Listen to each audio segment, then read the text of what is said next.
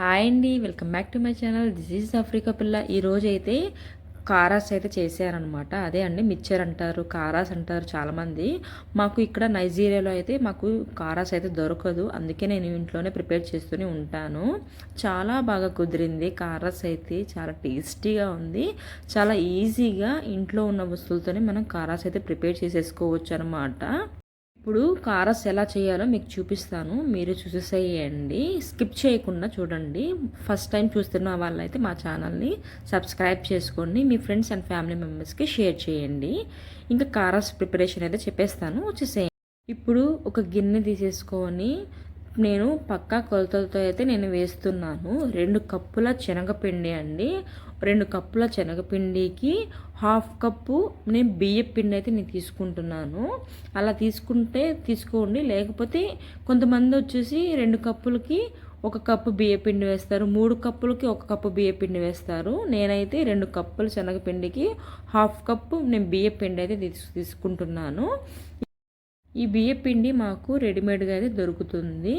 ఇప్పుడు శనగపిండి బియ్యపిండి 2 వేసుకున్న తర్వాత ఒకసారి మంచిగా మిక్స్ చేసి పక్కన పెట్టేసుకుందాం. ఆలోపు కడాయి పెట్టేసుకొని డీప్ ఫ్రైకి అంతా తగ్గేంత ఆయిల్ కూడా వేసేసుకోవాలి. ఇప్పుడు ఆయిల్ హీట్ ఎక్కేలోపు మనం పిండిని అయితే కలిపేసుకుందామండి. ఇప్పుడు ఈ పిండిలో కొంచెం చిటికెడు అంత సోడా, 1/2 స్పూన్ సాల్ట్ వేసుకోవాలి, అంటే రుచికి తగినంత సాల్ట్ కూడా వేసేసుకోవాలి. ఒకేసారి వాటర్ అనేది వేసుకుండా అడ్జస్ట్ చేసుకుంటూ వాటర్ మీకు ఎంత సరిపోతాయో అంతవరకు వేసుకోవాలి. బ్యాటర్ మంచిగా రావాలన్నమాట. అంత చిక్కగా ఉన్నా బాగా రాదు కారస్, అంత పల్సగా ఉన్నా కూడా బాగా రాదనమాట. పిండి కలుపుకుంటూ వేసుకోండి. మీకు ఇంకొంచెం కారస్ ఇంకొంచెం కలర్ఫుల్గా రావాలంటే పసుపు వేసుకోండి, 1/2 టీ స్పూన్ పసుపు వేసుకోండి. పసుపు కూడా వేసిన తర్వాత ఉండలు ఎలాంటి లంప్స్ లేకుండా మంచిగా పిండిని అయితే కలిపేసుకోవాలి. ఇలా కలపడం వల్ల మంచిగా పిండి మొత్తం మంచిగా కలిసిపోతుంది అనమాట. మీ దగ్గర ఒకవేళ విస్కర్ ఉంటే కూడా విస్కర్తో అయినా కలుపుకోవచ్చు. నాకు చేత్తో అలవాటు కాబట్టి నేనైతే చేత్తోనే కలుపుతున్నాను. నీళ్ళు ఒకేసారి వేస్తే మనకి ఉండలు కట్టేస్తాయండి. కొంచెం కొంచెం వేసుకుంటూ ఈ విధంగా కలుపుకోవాలన్నమాట. వీడియోలో చూపిస్తున్న విధంగా అయితే మంచిగా కలిపేసుకోండి. సోడా ఉప్పు ఎక్కువ అస్సలు వేయమాకండి. ఒకవేళ సోడా ఉప్పు ఎక్కువ వేసుకుంటే నూనె పీల్చేస్తుంది. నేను లాస్ట్ టైం చేసినప్పుడు ఈ పొరపాటు చేశానండి, అందుకే చిటికెడంత సోడా ఉప్పు వేసుకోవాలి. ఈ విధంగా బ్యాటర్ వస్తే సరిపోతుంది. వీడియోలో కనిపిస్తుంది కదా, ఇలా రావాలన్నమాట. ఇప్పుడు దీన్ని పక్కన పెట్టేసుకుందాము. ఆయిల్ అయితే మనం ముందుగానే హీట్ చేసి పెట్టుకున్నాం కదా, ఇప్పుడు చక్కగా ఆయిల్ అయితే మంచిగా హీట్ ఎక్కిపోయింది. ఇప్పుడు దీంట్లో బూందీని అయితే దూసేసుకుందామండి. ఒకసారి చెక్ చేసుకోండి.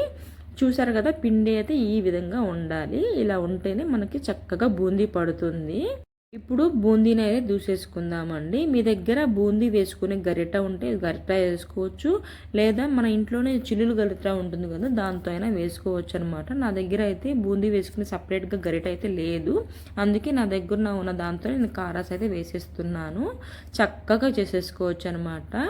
దీంతోనే తోకలు ఎలాంటి తోకలు అయితే రావు, చక్కగా రౌండ్గా బూందీ అయితే చక్కగా పడుతుంది. చూసారు కదా, ఈ విధంగా అయితే అంత పిండిని బూందీలాగా వేసేసుకుందాము.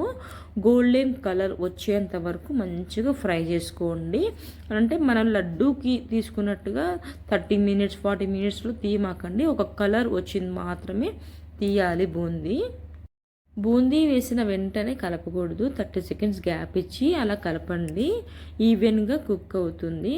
ఇప్పుడు మంచిగా గోల్డెన్ కలర్ వచ్చేంత వరకు ఇలా కలుపుతూనే ఉండండి. ఒకసారి కలర్ చేంజ్ అయిపోయిన తర్వాత తీసేసేయండి.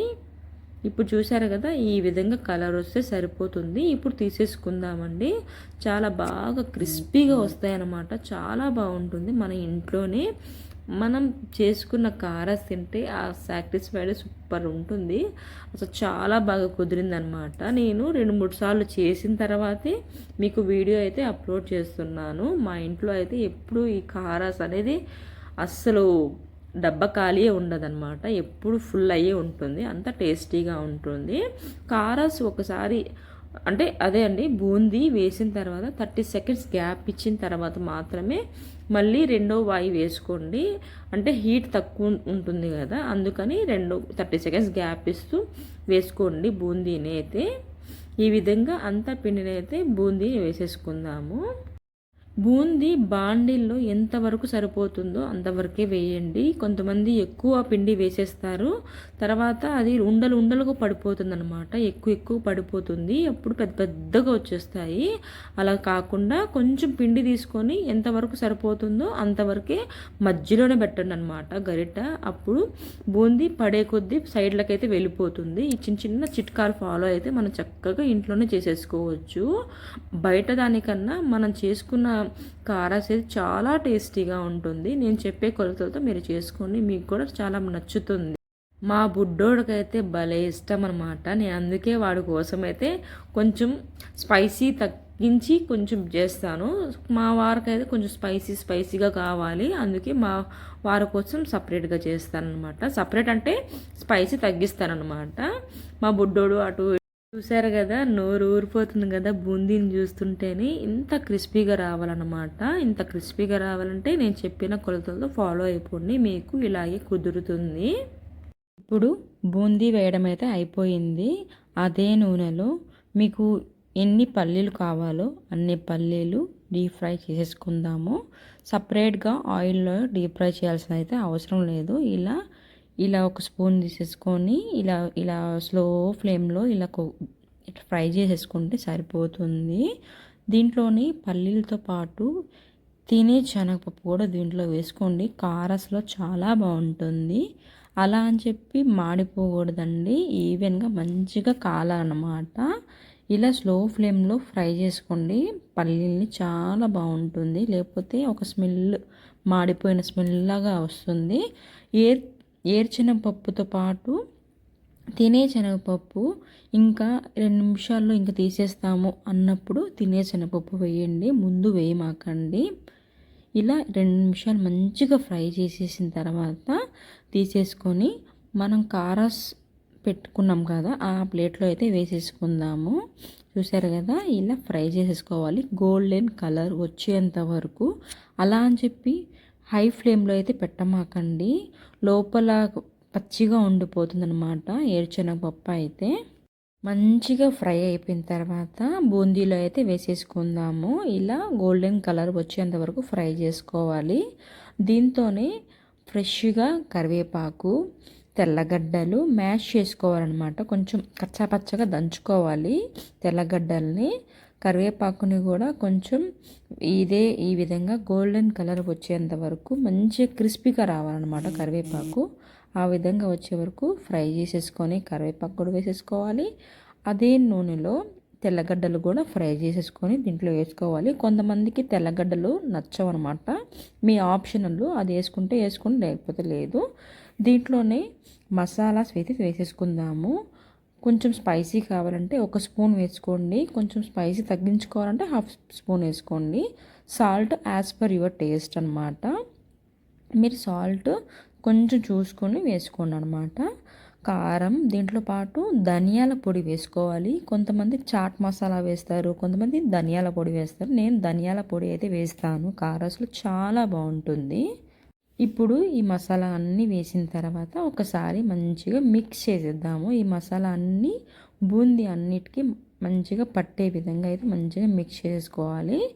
నేనైతే బాబుని వెతుకోవాలి కాబట్టి నేను చేత్తో కలపడం లేదు. కొంతమంది చేత్తో కలిపేస్తారనమాట, నేనైతే చేత్తో కలపడం లేదు. కారం కదా, మళ్ళీ గబక్కన ఏడ్చినప్పుడు నేను బాబుని ఎత్తుకోవాలి కదా. ఈ విధంగా మంచిగా కలిపేసుకోవాలన్నమాట. అసలు బాబుని పెట్టుకొని చిన్నపిల్లలు ఇంట్లో పెట్టుకొని వీడియోస్ తీయలేమండి. అసలు ఒక సపోర్ట్ అయినా ఉండాలన్నమాట. మా వారైతే కంపెనీ నుంచి వచ్చిన తర్వాత ఏదో ఒక చిన్న హెల్ప్ అయితే చేస్తారు వీడియోస్ తీసేటప్పుడు. అంతే, నాకు అయితే వీడియోస్ అప్లోడ్ చేయాలంటే తల ప్రాణం తోక్కొచ్చేస్తుంది. ఇంత కష్టపడి చేస్తున్నప్పుడు సబ్స్క్రైబ్ చేసుకొని చూసి మీ ఫ్రెండ్స్ ఫ్యామిలీ మెంబర్స్కి షేర్ చేయండి. ఇలాంటి ఒక 8 కంటైనర్ డబ్బాలు అయితే వేసేసుకోవాలి. ఇది 2వ డబ్బా అండి, ఒక డబ్బా అయితే ఫిల్ చేసేసాను, ఇది 2వ డబ్బా అనమాట. అసలు చాలా బాగుంటుంది. మీరు కూడా కారాస్ ట్రై చేసి మీకు ఎలా వచ్చిందో కంపల్సరీ కామెంట్ చేయండి. అప్పుడే తెలుస్తుంది ఎంతమంది నా రెసిపీస్కి ఫాలో అవుతున్నారు, ట్రై చేస్తున్నారు. కామెంట్ చేయడం మాత్రం మర్చిపోమాకండి. ఇలాంటి మంచి మంచి వీడియోస్ ఇంకా వస్తూనే ఉంటాయి, చూస్తూనే ఉండండి. ఈ ఆఫ్రికా పిల్లని ఫాలో అవుతూనే ఉండండి, సపోర్ట్ చేయండి. ఇంతవరకు సపోర్ట్ చేసినందుకు చాలా thank you so much. Bye bye.